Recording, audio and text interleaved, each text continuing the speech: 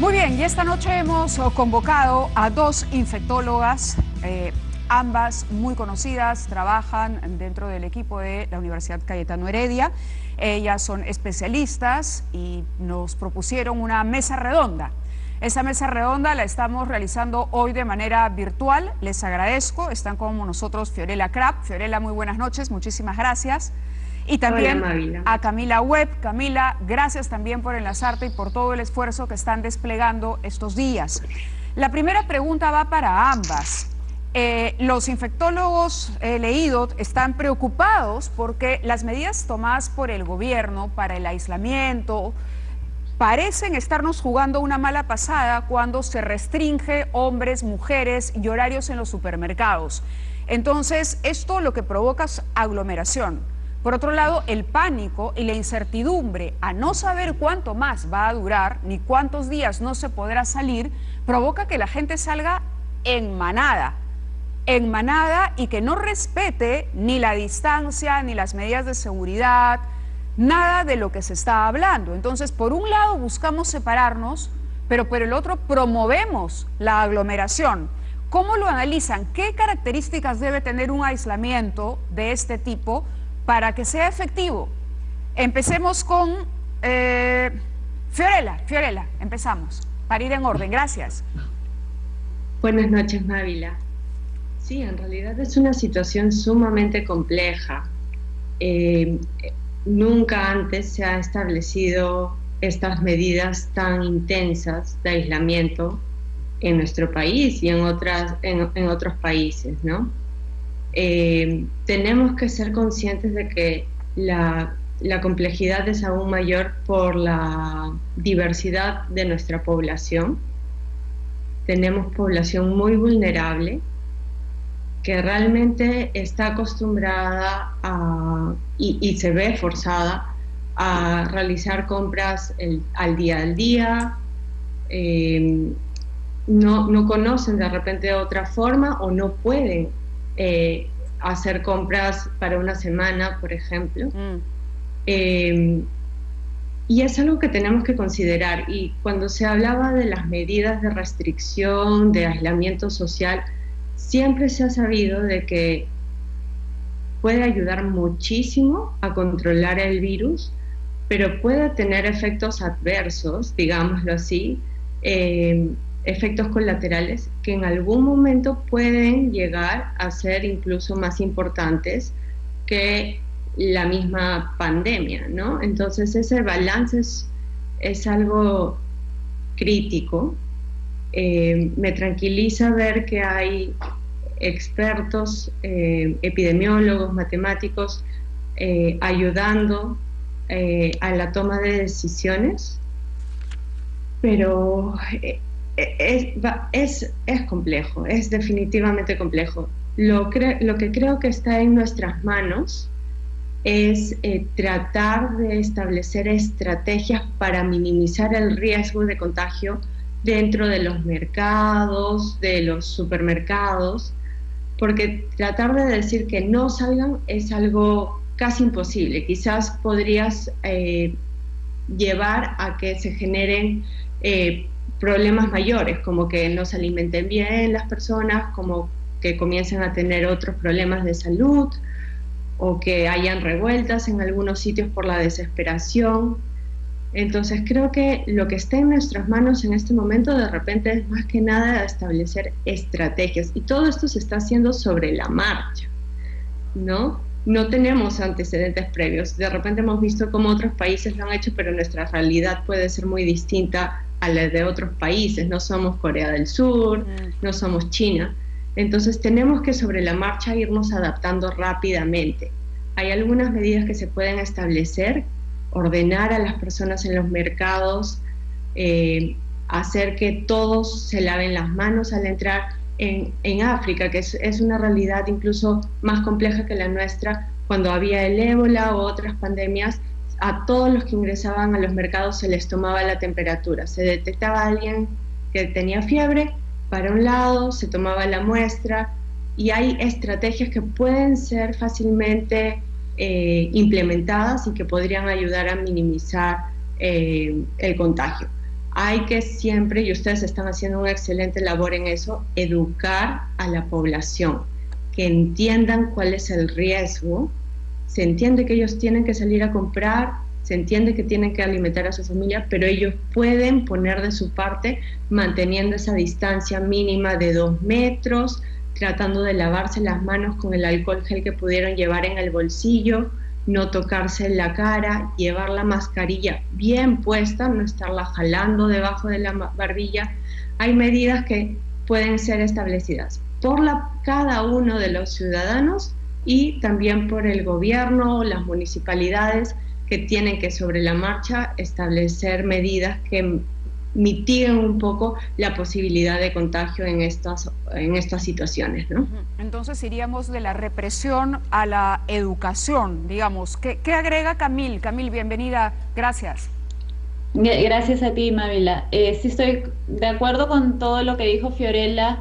La parte de educación y de información de por qué se están tomando estas medidas es muy importante y es algo que creo que viene haciendo el gobierno y los medios de comunicación responsablemente. Y también mencionaste el pánico y eso me parece algo muy importante porque influencia mucho en cómo actúa la población y las medidas que uno tiene y pasó al principio de las medidas de aislamiento que ya no, los mercados se quedaron vacíos y lo estamos viendo ahora otra vez. Entonces, creo que a través de la comunicación fluida con el gobierno y con los medios, que realmente no es motivo de pánico, es motivo para seguir viendo las medidas, viendo que están funcionando, poder... la población está poniendo mucho de su parte, la comunidad peruana está haciendo muchas cosas que quizás no pensamos nunca que íbamos a ver este nivel de unidad a nivel nacional, y el gobierno también está haciendo muchas cosas para poder desde su lado, tanto a nivel del gobierno como de los gobiernos regionales y municipalidades, para poder facilitar estas medidas en la población. Claro, hay mucha buena fe, mucha solidaridad, el país es un país solidario. Para poner un ejemplo, el caso de la congresista que ha resultado contagiada. Ella dice que se ha expuesto mucho precisamente porque se ha dedicado a tratar de llevar ayuda a gente que lo necesita. Hay un ejemplo clarísimo, ¿no? La buena fe de ella la lleva a convertirse en un positivo. Entonces, por ahí enfrentamos uno de los temas, y el otro es que realmente a estas alturas no tenemos una cifra real de contagios, no hemos podido mapear, y eso es un reto para el gobierno, que está desplegando esfuerzos, lo está desplegando, pero es un reto actual que obedece a nuestra realidad. El presidente ha dicho que llegaríamos a la curva el 12, llegaríamos al pico de la curva el 12. En efecto, ¿se puede garantizar eso cuando tenemos todavía déficit en rapidez de resultados y aplicación de muestras? Y empiezo ahora con Camil. Definitivamente muchas personas y muchas con mucha más experiencia y conocimiento en epidemiología que yo están haciendo estimados de qué es lo que va a pasar, pero la realidad es que es básicamente imposible predecir cuándo vamos a llegar al pico de la curva. O sea, decir qué día vamos a llegar, de que seguimos en subida y de que vamos a llegar al pico y eventualmente vamos a estar al otro lado. Hasta ahí creo que todos estamos de acuerdo y todos estamos esperando ese momento. Ahora, una de las razones que es tan difícil predecir es porque, bueno, una es porque es una infección diferente a cualquier infección con la que hemos lidiado en el pasado, es una pandemia nueva, recién tiene unos 3 meses desde que existe, pero otra es que algunos comportamientos tanto del gobierno como de la población día a día van afectando cómo se llega a esa curva. Entonces la curva es diferente que si es que no se hubiesen implementado las medidas de aislamiento, o si es que se hubiesen implementado solo algunas y no otras. Entonces es una cosa muy dinámica. En parte es porque no tenemos todavía acceso a hacer muchísimas pruebas, aunque entonces estamos teniendo que priorizar algunos grupos de riesgo, particularmente con las pruebas. Pero aún con muchísimas pruebas es una cuestión de predicción y modelos y ponernos en el mejor escenario y peor escenario y tratar de movernos dentro de ese rango. Claro, no podemos decir el domingo llegamos al pico y de ahí va a ir bajando y vamos a habilitar ciertas actividades progresivamente. La pregunta para Fiorella. El doctor Huerta nos decía la semana pasada que un descubrimiento interesante era la posibilidad del uso de sangre de personas que ya habían hecho anticuerpos para el COVID-19.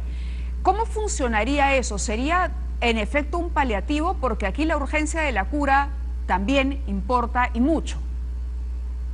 Sí, en realidad es una de los candidatos a ser utilizados como algún tipo de terapia. No lo llamaría para la cura, sino para minimizar o reducir las complicaciones que se están viendo con la infección por este virus, ¿no? Esto no es nuevo, el uso de plasma de pacientes convalecientes, básicamente pacientes que han estado expuestos al virus, han tenido el tiempo para producir los anticuerpos han limpiado al virus y el paciente se ha curado. Mantienen en su sangre esos anticuerpos en niveles importantes por un buen tiempo. En otras infecciones, ébola, otra influenza, otras infecciones virales, se ha usado el plasma de estos pacientes que ya han pasado a través de toda esa situación y que tienen los anticuerpos circulando en su sangre. Estos ya se ha usado en China, hay reporte de que tuvo cierta eficacia clínica.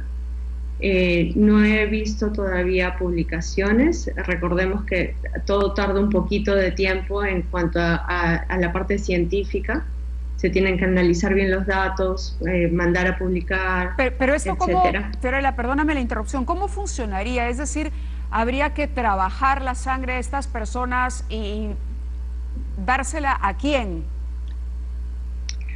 Lo que se hace generalmente es, en la sangre tenemos, digamos, una parte de la sangre está formada por plasma, que es rico en todos estos anticuerpos. Ajá. Lo que se hace es, se extrae la sangre, se separa el plasma con los anticuerpos, se hace un tamizaje porque obviamente uno no quiere transmitir otras infecciones, ¿no? Claro. Sabemos que, por ejemplo, cuando se va a donar sangre se tiene que descartar que no tenga hepatitis, que no tenga VIH y una serie de infecciones.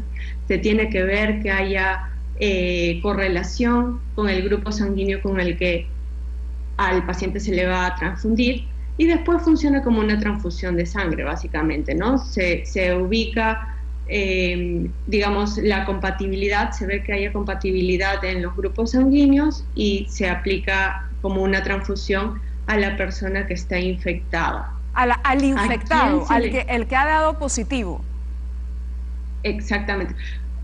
Al momento lo que se está viendo es de aplicar a personas infectadas que ya están desarrollando enfermedad severa, que ya tienen una neumonía, que están requiriendo oxígeno. Ya lo están haciendo en Estados Unidos. Hay 2 protocolos grandes y varios hospitales ya se han ido enrolando y están aplicando esto a pacientes. Y probablemente el Perú en las siguientes semanas estemos también iniciando un esfuerzo por unirnos a alguno de estos protocolos o iniciar uno acá mismo. Y quería terminar con Camille preguntándole por este anuncio que ha hecho la Organización Mundial de la Salud, Solidarity, el mayor ensayo clínico de tratamientos para el coronavirus. Andamos un poco perdidos en el tema del tratamiento. Se habló de la cloroquina en algún momento, ¿no? Que era una posibilidad. Y uno se imagina hoy y no sabe ¿qué se le está dando a un paciente que da positivo, con síntomas leves, con síntomas más graves o con muy graves? ¿Cómo avanza este ensayo para poder encontrar un remedio? ¿O van a ser varios remedios quizá? Camil. Sí, lo principal en cuanto al tratamiento y en cómo se están tratando los pacientes, el principal tratamiento hasta el momento es lo que llamamos tratamiento de soporte. Todavía no tenemos un tratamiento que sabemos que funciona contra el virus, para erradicar el virus. Entonces, la mayoría de medidas que reciben estas personas con enfermedad severa es darles soporte en sentido de oxígeno, en algunos casos ventilación mecánica, hidratación. Alivio a los síntomas. Claro, alivio a los síntomas y también en algunos casos soportar, por ejemplo, su respiración, en el caso de ventilación mecánica, hasta que se recuperen lo suficiente para poder salir del ventilador y respirar nuevamente por sí solos, ¿no? Entonces, por eso es que estas medidas de saber que que contamos con ventiladores, con acceso a hospitales, son tan importantes en la enfermedad severa. Ahora, hay medicamentos, y esos son los que se están estudiando en el Solidarity, que se ha visto que puede ser que tengan efecto contra el virus. Uno de ellos es la hidroxicloroquina o la cloroquina. De la que hablábamos. Estos dos son de la que hablábamos y son medicamentos que se han usado por muchos años para otras enfermedades, la cloroquina para malaria y hidroxicloroquina para algunas enfermedades inflamatorias. Y se ha visto que in vitro, es decir, en el laboratorio, inhiben la replicación del virus.